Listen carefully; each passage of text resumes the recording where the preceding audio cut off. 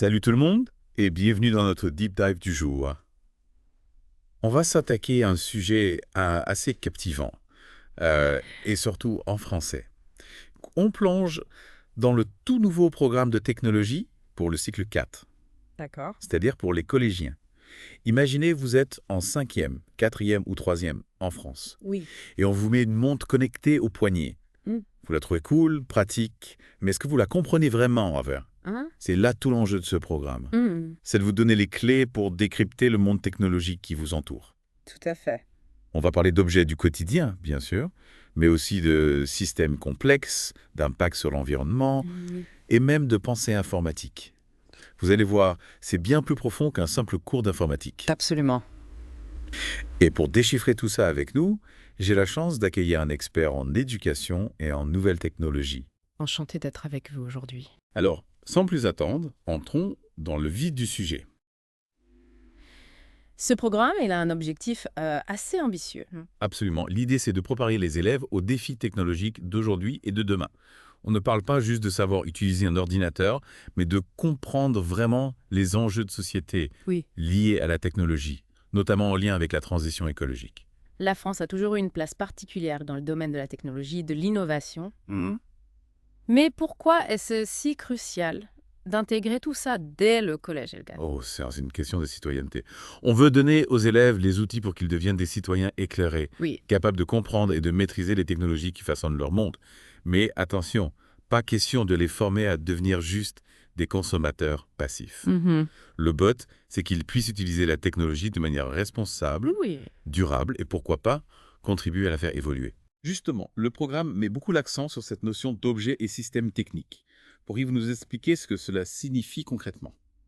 Prenons un exemple simple, la montre connectée que vous évoquiez tout à l'heure. En tant qu'objet, elle a un design, des matériaux, elle consomme de l'énergie, elle collecte des données. Mais ce qui est intéressant, c'est de voir comment elle s'intègre dans un système plus large. Elle se connecte au GPS, à des applications santé, à des systèmes de téléassistance. Oui. Et là, on passe d'un simple objet à un élément d'un réseau complexe. C'est fascinant. On ne se rend pas forcément compte à quel point un objet du quotidien peut être connecté à tout un écosystème de sceaux. Et ce programme, il apprend aux élèves à jongler entre ces différents niveaux de complexité. C'est bien ça. Exactement. D'ailleurs, le programme est structuré autour de 3 grands thèmes qui guident l'apprentissage des élèves tout au long du cycle 4. Ah oui, parlons-en de ces 3 thèmes. Le premier, c'est découvrir et analyser les objets et systèmes techniques. Qu'est-ce qu'on apprend concrètement dans cette partie? L'objectif, c'est d'abord de comprendre à quoi servent les objets, comment ils fonctionnent, comment ils interagissent entre eux. On s'intéresse aussi à leur cycle de vie, de leur fabrication, à leur recyclage et bien sûr à leur impact sur l'environnement. Par exemple, on peut se demander comment l'utilisation du smartphone a évolué au fil du temps. Quels sont les avantages et les inconvénients de cette évolution? C'est super intéressant. On ancre vraiment l'apprentissage dans le concret Oui. en partant d'objets que les élèves connaissent. Et le deuxième thème? Le deuxième thème, c'est comprendre la structure, le fonctionnement et le comportement des objets et des systèmes techniques. Là, on va un peu plus loin. D'accord. On ouvre le capot. Oui. On analyse le fonctionnement interne des objets, Mhm. les flux d'énergie, le traitement de l'information. Tiens, ça m'appelle un peu l'émission. C'est pas sorcier, beau et Aristide. On devient un peu des mini-ingénieurs, non? Exactement. On apprend par exemple à diagnostiquer une panne-faille sur un appareil électronique, à identifier le composant défectueux, plutôt que de jeter et de racheter. On essaye de comprendre et de réparer. C'est une approche vraiment durable qui permet en plus de mieux comprendre comment les choses fonctionnent. Et pour finir, le troisième thème, Tam. Le troisième thème, c'est créer, concevoir et réaliser des solutions innovantes. Là, on met l'accent sur la créativité et la résolution de problèmes. On utilise des méthodes d'ingénierie, de design thinking, pour imaginer de nouveaux produits ou améliorer des produits existants. Et bien sûr, on intègre toujours la dimension de la durabilité dans ces projets. J'adore cette idée de learning by doing, d'apprendre en faisant à farka. Et j'ai vu que le programme est conçu comme une spirale de complexité croissante sur les 3 années de collège. Vous pouvez nous expliquer? Bien sûr.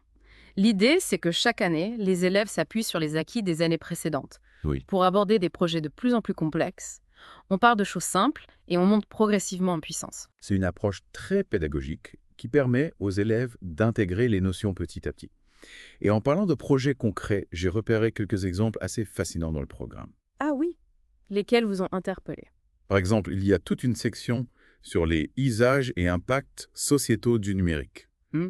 On parle de cybersécurité, de cyberharcèlement, d'utilisation responsable des réseaux sociaux, des sujets hyper importants aujourd'hui.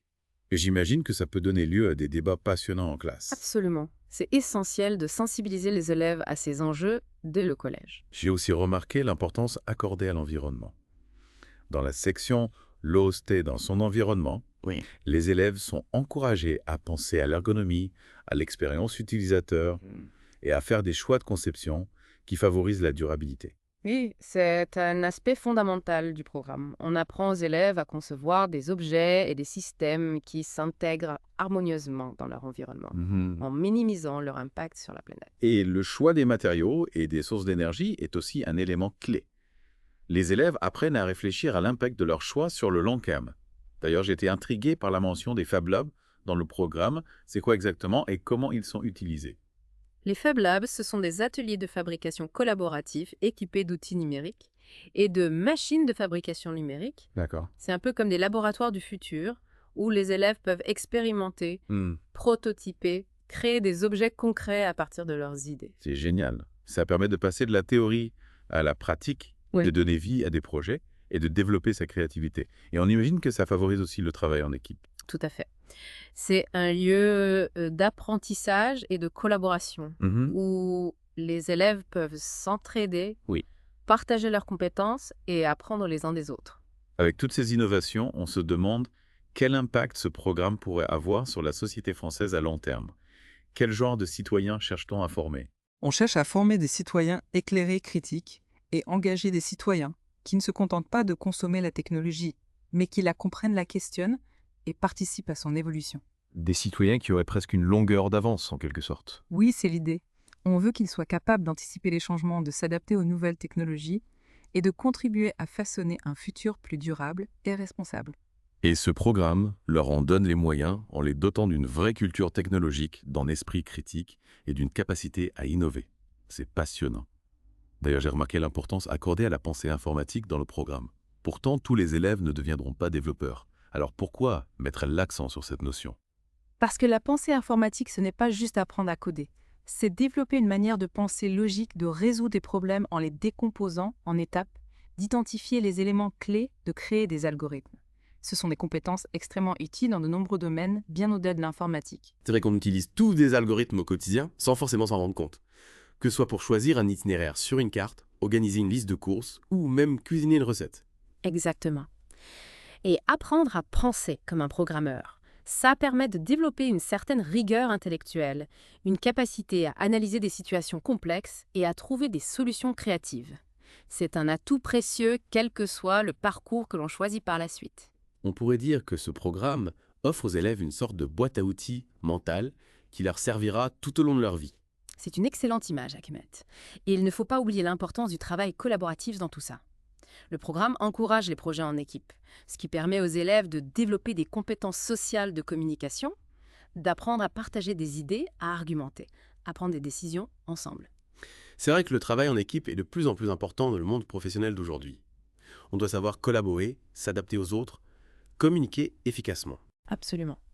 Et ce programme prépare les élèves à s'intégrer dans un monde où les frontières entre les disciplines sont de plus en plus floues. On a besoin de personnes capables de travailler de manière transversale, de mobiliser des compétences variées pour résoudre des problèmes complexes. C'est vraiment une vision très moderne de l'éducation. On sent que ce programme a été conçu en tenant compte des réalités du XXIe siècle. Oui, et il est le fruit d'une réflexion approfondie menée par des enseignants, des chercheurs, des experts en technologie. Le programme est d'ailleurs régulièrement évalué et mis à jour pour s'adapter aux évolutions technologiques et aux besoins du monde du travail. C'est rassurant de savoir qu'il y a un suivi, une volonté de s'adapter au changement. Mais au-delà des aspects techniques, il y a aussi une dimension éthique et citoyenne très forte dans ce programme. Non. Oui, c'est une dimension essentielle. On ne se contente pas d'enseigner des compétences techniques, on veut aussi former des citoyens responsables, conscients des enjeux éthiques liés à la technologie. On les encourage à se questionner sur l'impact de leurs choix, à adopter une démarche responsable et durable dans leur utilisation des technologies. C'est vrai qu'on parle beaucoup des dangers de la technologie, de la protection des données personnelles, de l'impact environnemental du numérique. Il est important de sensibiliser les élèves à ces questions dès le plus jeune âge. Exactement. Il faut qu'ils comprennent que la technologie n'est pas neutre, qu'elle a un impact sur la société, sur l'environnement, sur nos vies.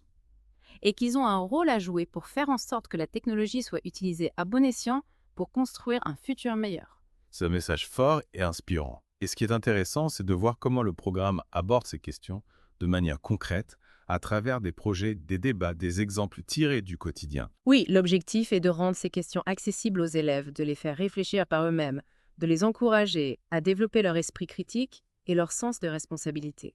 Et on imagine que ce genre de programme peut avoir un impact positif sur leur vision du monde, sur leur engagement citoyen. Tout à fait. On espère que ce programme leur donnera envie de s'engager, d'agir pour un monde plus juste et plus durable, qu'il leur donnera les clés pour comprendre les enjeux du monde contemporain et pour contribuer à construire un futur meilleur. Avant de passer à la conclusion, je voudrais revenir un instant sur le choix de réaliser ce deep dive en français. Pourquoi cette décision? C'est un choix qui s'est imposé naturellement. Il nous permet de nous immerger pleinement dans l'univers du programme, de saisir les nuances du vocabulaire, de comprendre l'esprit dans lequel il a été conçu. Et puis, c'est aussi l'occasion pour nos auditeurs francophones de profiter d'un contenu riche et stimulant dans leur langue maternelle. Absolument. Et pour ceux qui ne maîtrisent pas encore le français, une traduction en anglais est prévue prochainement. Parfait. Alors, pour conclure ce deep dive, j'aimerais poser une question à nos auditeurs. Imaginez que vous ayez suivi ce type de programme de technologie au collège. Comment cela aurait-il pu changer votre approche de la résolution de problèmes, vos choix de carrière ou même votre façon d'interagir avec les objets du quotidien? C'est une question qui mérite réflexion. Personnellement, je pense que ce programme m'aurait permis de développer une plus grande confiance en ma capacité à comprendre et à utiliser les technologies. J'aurais peut-être été plus curieux, plus créatif, plus enclin à expérimenter. Et qui sait, vous auriez peut-être même choisi une carrière dans le domaine des sciences ou de la technologie. C'est possible. En tout cas, je suis convaincue que ce programme offre aux élèves des bases solides pour réussir dans le monde d'aujourd'hui, quel que soit leur domaine de prédilection. C'est ce qui est formidable avec l'éducation, n'est-ce pas? Elle ouvre des portes, donne aux jeunes les outils pour construire leur avenir, pour réaliser leurs rêves. Tout à fait. Et ce programme de technologie en particulier leur permet de développer une vision du monde plus large, plus créative, plus responsable. Il les encourage à devenir des citoyens éclairés et engagés et prêts à relever les défis du XXIe siècle. Alors on peut dire que ce deep dive dans le programme de technologie du cycle 4 a été une vraie réussite. On a découvert un programme riche, innovant et ambitieux qui vise à former des citoyens éclairés, créatifs et responsables, prêts à façonner le monde de demain. Je suis entièrement d'accord. C'est un programme qui donne envie de croire en l'avenir de l'éducation et de la société. Merci beaucoup pour votre participation à ce deep dive. C'est un vrai plaisir de vous avoir avec nous. Le plaisir était pour moi. Et merci à tous nos auditeurs de nous avoir suivis dans cette exploration passionnante. À bientôt pour de nouvelles aventures au cœur de l'information des clés. Et pour ceux qui nous écoutent, n'hésitez pas à partager vos réflexions sur les réseaux sociaux. Si vous aviez bénéficié d'un tel programme au collège, quel impact aurait-il eu sur votre parcours? Qu'auriez-vous fait différemment? C'est une question qui peut faire naître de belles discussions, j'en suis sûre. On a souvent tendance à sous-estimer l'influence de l'éducation sur nos choix de vie, sur notre manière de voir le monde. Tout à fait.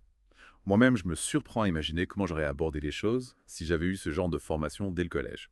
J'aurais peut-être osé me lancer dans des projets plus ambitieux, j'aurais peut-être été plus sensible aux enjeux du numérique. C'est ça qui est formidable avec ce programme. Il ouvre le champ des possibles.